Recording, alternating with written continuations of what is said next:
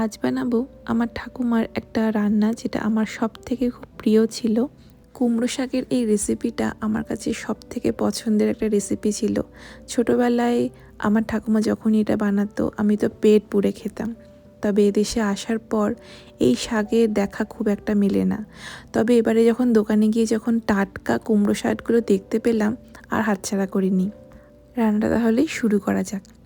আমি এর মধ্যে ডালের বড়া দিচ্ছি, ঠাকুমাও তাই দিত। তো ডালের বড়াগুলোকে ভেজে নেওয়ার পর সেই তেলের মধ্যেই অল্প একটুখানি তেল দিয়ে আমি এর মধ্যে কালো জিরে আর শুকনো লঙ্কা ফোড়ন দিয়েছিলাম। এরপর এর মধ্যে আমি কিছু সবজি অ্যাড করেছি, যেটা আমার বাড়িতে যা ছিল, কুমড়ো আর মূলো আর আলু দিয়ে করেছি। এছাড়াও যে কোনো ধরনের সবজি দিয়ে এটা করা যেতে পারে।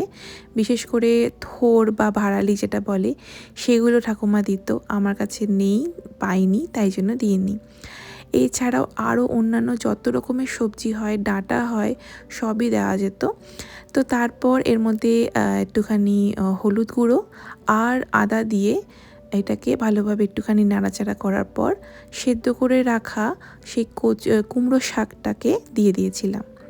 আবার ভালোভাবে নাড়াচাড়া করার পর আমি এর মধ্যে নুন আর একটু মিষ্টি দিয়ে দিয়েছিলাম। এই রান্নাটায় কিন্তু একদম মশলাপাতি লাগে না, এটা পুরো একটা ঝোল টাইপের হয়।